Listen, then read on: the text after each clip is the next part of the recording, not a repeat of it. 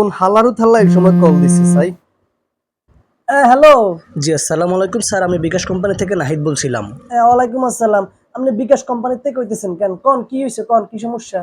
জি sir, আমাদের কোম্পানিতে একটা লাকি ড্র হয়েছিল, সেই ড্রতে আপনি পেয়েছেন 20 লক্ষ টাকা পুরস্কার। ও আচ্ছা আচ্ছা, তো ভালো কথা। আমি 20 লাখ টাকা দিচ্ছি, তার টাকা গুনারা হারাই দেন। জি অবশ্যই দিব, কিন্তু আমাদের কোম্পানির কিছু নিয়ম আছে স্যার। হ্যাঁ।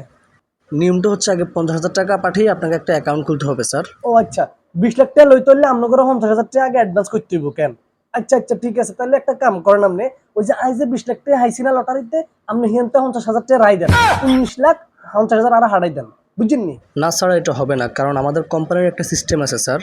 বাবুরে সিস্টেম কি? এটা সিস্টেমের কি আছে? ওই 20 লাখ টাকা তো আর আই যে 20 লাখ টাকা হাইছি এটা তো আর আপনি হিয়ানতে 50,000 টাকা রাই দেন, রাই 19,50,000 আর হারাই দেন, তাহলে তো হই যায়। না স্যার, এগুলো কোম্পানির সিস্টেমের মাধ্যমে করতে হবে স্যার।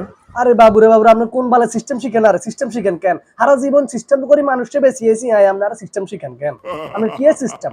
স্যার আপনি আমার কথাটা বুঝতে চেষ্টা করুন স্যার, এটা একটা সিস্টেম স্যার। আপনার কোম্পানির তাই কি 20 লাখ টাকা দিচ্ছি না?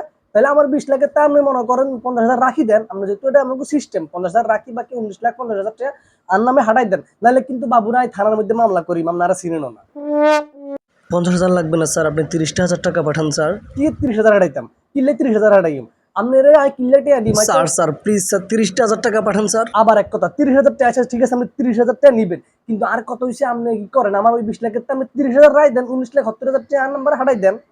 স্যার 30,000 লাগবে না স্যার, 20,000 টাকা দেন স্যার। ভাই আপনি যে বারবার শেষের মতো 20,000 29,000 কইতেছেন না, আমরা বারবার কইতেছি কি? আর তো 20 লাখ টাকা আপনার কাছে জমা আছে, এই 20 লাখ টাকা আপনারা আছে না আপনার কাছে? আপনারা এখান থেকে 30,000 টাকা রাখি দেন, এরপরে মনে করেন আপনি বাকিটা আমার পাঠাই দেন। স্যার 20,000 টাকা লাগবে না স্যার, 10,000 টাকা দেন স্যার। আবার আসে 10,000 টাকার মধ্যে। বাবুরা আর কত হয়েছে? আয় কিনলে 10,000 টাকা হারাই, মাই তো পেঁয়াজ দিচ্ছি, এখানে কি আয় কিনি লইছি নাকি? আয় তো পেঁয়াজ দিচ্ছি। তো জিতার মধ্যে 20 লাখের আপনি 10,000 টাকা রাই দেন, বাকি 19,90,000 আর হারাই দেন, তাহলে তো হয়ে যায়। স্যার অন্তত 500 টাকা দেন। এরে এরে শতানের বাচ্চা রে, তুই আর চিনস নি রে?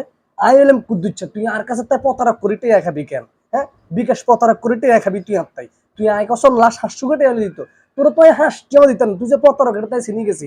এরে তোগো মতো প্রতারক এলাম মনে কর কত মানুষ অসহায় হয়ে যায়। হ্যাঁ, তোরা মনে করেন কত গুরুত্বপূর্ণ কাজের জন্য টেয়াগুলো বিকাশের মধ্যে রায়, তোগো মতো কিছু প্রতারক আছে এখানে চুরি করলে চলে যাচ্ছে। এই টেয়া দিয়ে তোরা কদিন চলস? এই যে 50,000 1 লাখ টাকা দিয়ে কদিন চলস? নইলে 20 দিন, নইলে 1 মাস, নইলে 2 মাসে যায় তোগো। কিন্তু এই যে মানুষগুলোর তোরা পুরো অসহায় করি হেলাস, তোরা যে বিকাশে প্রতারক করি, প্রতারণা করি, মানুষের লাখ লাখ টাকা খাই, মানুষকে পুরো অসহায় করে ফেলাস। তোর কি একটু বিবেকে বাদে না? হ্যাঁ, গোলাম রুদ কয়েগার, তুই আর লগে প্রতারণা করতে এসেছিস কেন? এরকম গ্রাম বাংলার হাজারো মানুষের লগে, সাধারণ মানুষের লগে তোরা প্রতারণা করস, প্রতারণা করে এত করে বিগুলো চলে যাস।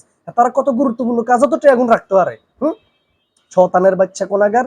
আর কোনদিন যদি মানুষের লগে প্রতারণা করস, আল্লাহ তোকে বিচার করবে, তোরা মনে রাখিস। হারামজাদা কোনাগার।